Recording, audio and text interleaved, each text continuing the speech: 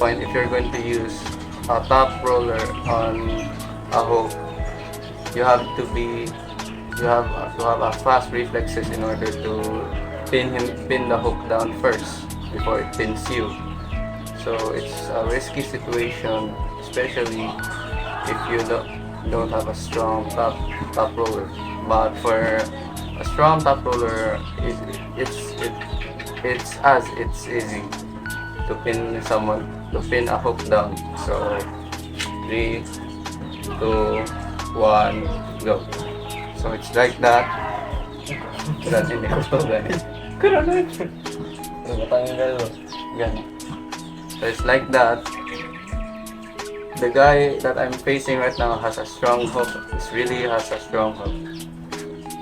He's much stronger than me anyways. So it goes like this. That. But it's only intended for a short period. If you're going to pin someone down, you have to be fast like that. And the pero instantaneous. Now, lastly is the hook. So for the hook, for me, this was my hardest thing to learn because I don't know how to use hook.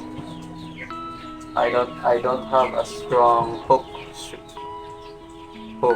when it comes to arm wrestling. So that's why this guy can pin me down, or my brother can pin me down. So at this point, so because of this. Sorry. We'll just cut that later. So for the hook, it's more on the reflexes. Who's the fast reflex? Who has the faster reflexes between both of you and your opponent? So it goes so that it is. So the result of that. So if the referee is going to go, then you have to have a fast reflex on your hook first, or you have to hook them first. So okay. So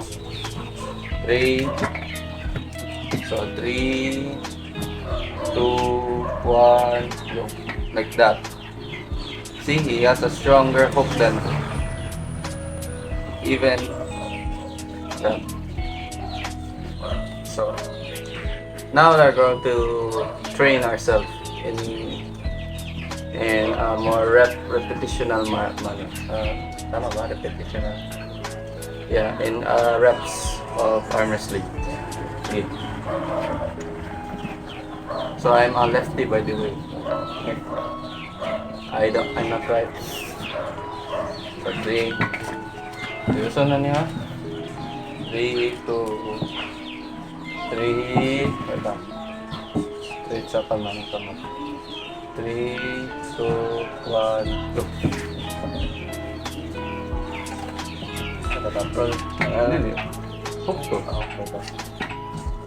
3. Huwag siya ng seryoso ba? Pero na yun. Gani. Ay, gosh, sabi itong dako tanaw na gana. Hindi. Gani no. Wait, no, ano. Sorry. Reflect. 1, 2. Ako na like out para makapalo ka. 1, 2, 3.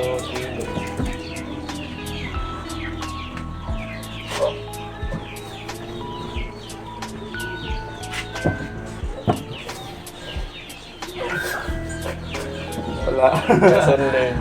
Use a strap when fighting. Yan eh. Strap sa tayo. We're going to use a strap.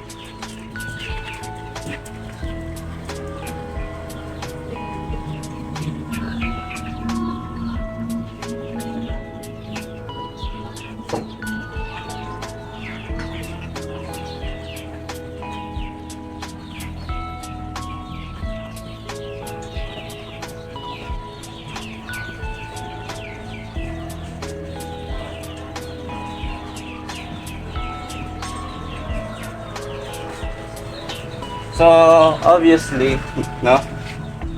in arm wrestling, if the two of you are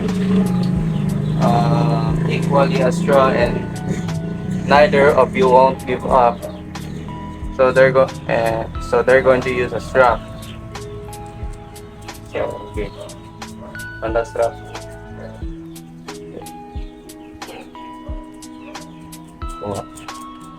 So it's going to be performance.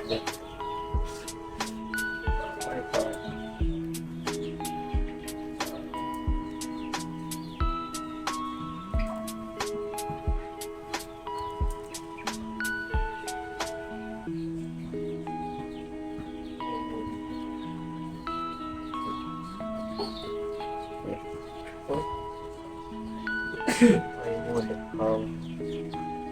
uninstalled my immediately. Oh, I got it.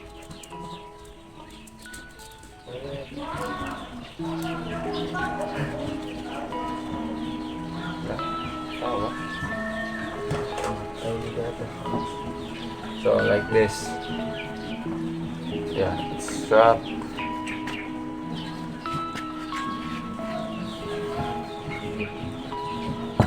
Yeah, thank you para aware ka. Kaya ikaw may model competition. Yeah. 1, 2, 3, go. Nice reflex. Okay. 1, 2, 3. 1, 2, 3, go. Okay, test lang. 1, 2, 3, go. Nice. Reflex. Okay, go. 1, 1, 2, 3, go.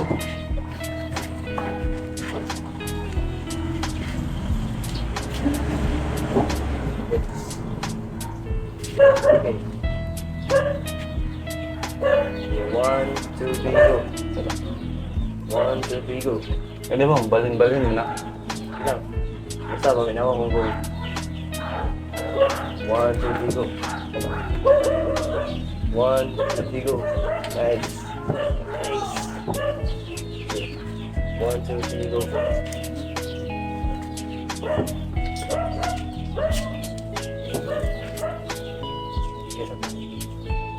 Okay. 1, 2, 3, go. 1, 2, 3, go. Patong ka na. Sure ka na ninood daw. Itong rogo ko na ninood daw. Gano, basta mo na, hindi mo ka na. Di mo kabalik. Good. So as you can see, it's a repetitional match between us. So shout out day kung Alexis Israel sing content. Di mo ka maklaro da part. Looking underrated. Underrated pa kamo. So it's a great match. He has way stronger hook.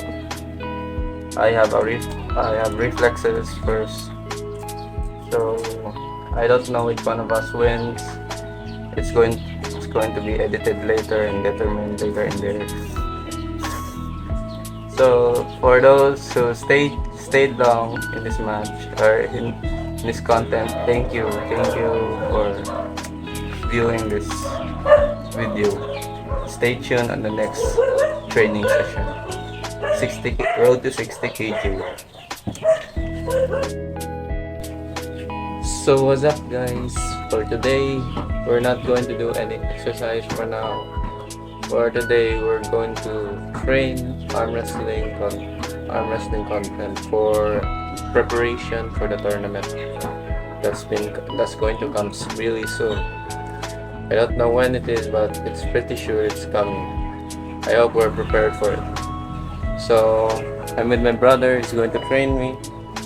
So let's get started. So come on. Ano ba ito? Ang side view man. It's from. So,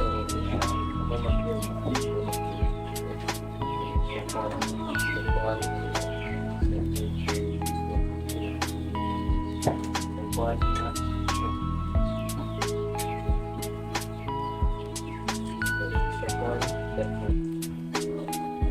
Okay, we're going to close, then 3. 1, 2, 3, go.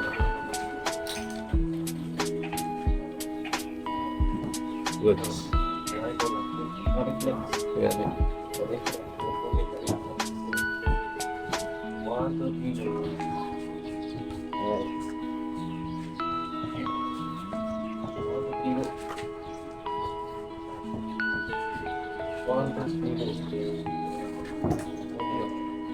1, 2, 3, go.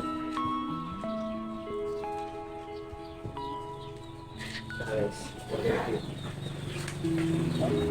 1, 2, 3.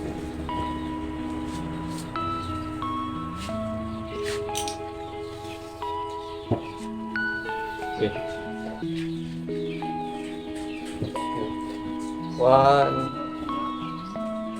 1, 2, 3, go. Nice. Ito. Yes. So, wala po. Kapag explain na itong ibuhat. The importance of the study. So, what we've done up there is a warm-up training session where we're going to test ourselves on different types of situations. In that, yeah. So, at that point, as we all observe, it's not as stable as it looks. There are times that I'm stronger, and there are times that he's stronger. Now, why does that hold an account or being important in sports, arm wrestling sports? Because, as you can see there, I am around 6 kilograms heavier than him, but he still has a great pull against me. So it depends. On which of us moves first. And most importantly, it also depends on our reflexes, on how fast our reflexes. On arm reflexes, it is important that when an action or a signal has been exploited, the only thing that would determine of which of you would win is how fast your reflexes would react. So in that scenario, we settle in a point that our arms are out of each other or in, which puts a standard balance on the overall stand. So as we see there,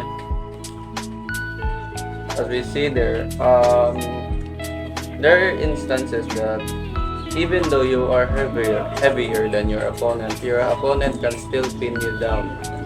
It's not due to the fact that you are gaining extra amount of weight by carrying much heavier weights. Doesn't mean that you've been shrunk or that you're gaining strength. No. So if you want to gain strength and also power in precise reflexes, you should also determine the amount of reflexes that you have to put in order to pin your opponent. For example, if you know your opponent is much faster than you, then the only thing that you can do right there is to instantaneously pull or grip hold to a hook, then pin it down immediately. But for others who can't do that, they might just use a top roller or a defensive move like subination defense. Subination defense are used, like earlier that I used, were only intended for top rollers. They are not great with hooks, but only for top rollers that are going to instantly pull you down when it comes to hooks, it's much harder for you to defend yourself, especially if your opponent is going to move itself, move its arms in front of him, like that. So for you to defend yourself in that kind of situation, you have to make sure that your hook is your hook and your reflexes is strong as it is, or is at an advanced state, or what you call advanced thinking or strategies. Now, uh, and for arm wrestling, a hook is usually used also for all professional arm wrestlers. We see Devon Larat, Dennis Klipenkov, Sean Pispoa from Manila, Philippines. Shout out to you also. And Big Boy, who is strong at hook. Hercules and other non-Filipino arm wrestlers, and also the other arm wrestlers like Devon, other country arm wrestlers, the national one and internationals. So most of them are prioritized in hooks usually. So in order for them to gain leverage, especially if they know that they cannot pin the hook, most of them is going to use a subination defense, or it's just like what I like to call a subination defense. Now, why did I call it a subination defense? Because it is a defensive move where it's like your arms are more like in a state of this. It doesn't curl up, or it cannot hook due to the fact that the weight of the arm of your opponent is precisely in your hands and not on your wrist. So by that, your hands is going to bend down as much pressure as it could. It's either if you can subinate it, or it will pin you down. So like this, ito part A yung sa kanang presentation na to. So, ano magkaroon?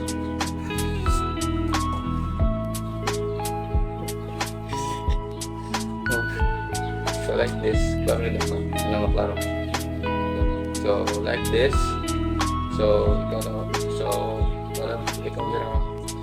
So 3, 2, 1, go. So like that. A subination hold is like this. Claro.